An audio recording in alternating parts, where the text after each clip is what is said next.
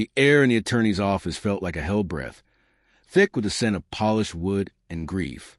My hands trembled, clutching the edge of the mahogany table, as the lawyer's voice droned through the will's clauses.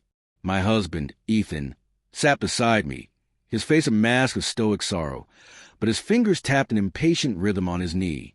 His father's death had gutted us both, or so I thought. $75 million. The number hung in the room like a guillotine, sharp and final.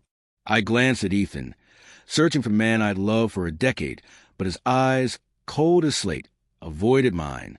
Something was wrong. I felt it in the pit of my stomach, a nausea that wasn't just morning. At home, the signs had been there, hadn't they? The late-night texts he dismissed as work, the way his cologne clung to his shirts, sharper than usual, laced with something floral I didn't wear. I'd rationalized it. Grief makes people strange, I told myself. But now, in this sterile office, his distance was a blade. "Ethan," I whispered, my voice cracking, "are you okay?" He nodded, lips tight, and muttered, "Just tired." His hand didn't reach for mine.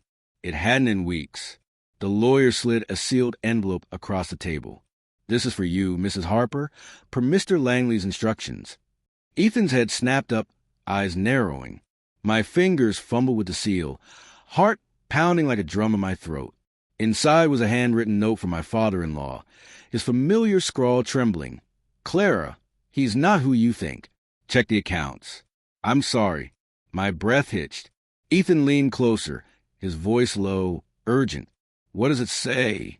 I folded the note, pulse racing. "Nothing important." I lied, my mind spiraling. "Accounts? What accounts?" That night, I waited until Ethan's snores filled our bedroom. My laptop glowed in the dark, casting shadows like ghosts. I logged into our joint trust account, something I hadn't done in years, trusting Ethan's meticulous control. The balance was wrong. Millions gone, siphoned to an offshore account I didn't recognize. My chest tightened, betrayal clawing up my spine. Then I saw it. Transfers to a name. Lila Monroe, the woman from his office. All sharp smiles and lingering glances. I dismissed her as a flirt. Now, her name burned into my vision. The next morning, Ethan was packing a suitcase. "Business trip?" he said, not meeting my eyes. My voice shook as I asked, "Who's Lila?"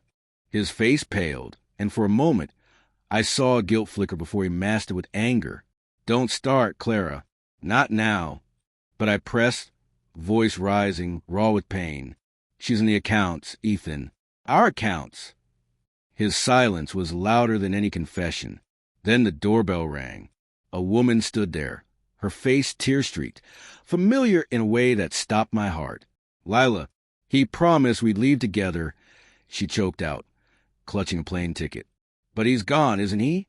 My world shattered, not just from his betrayal, but from the realization. He'd abandoned us both, taking the money and leaving only lies.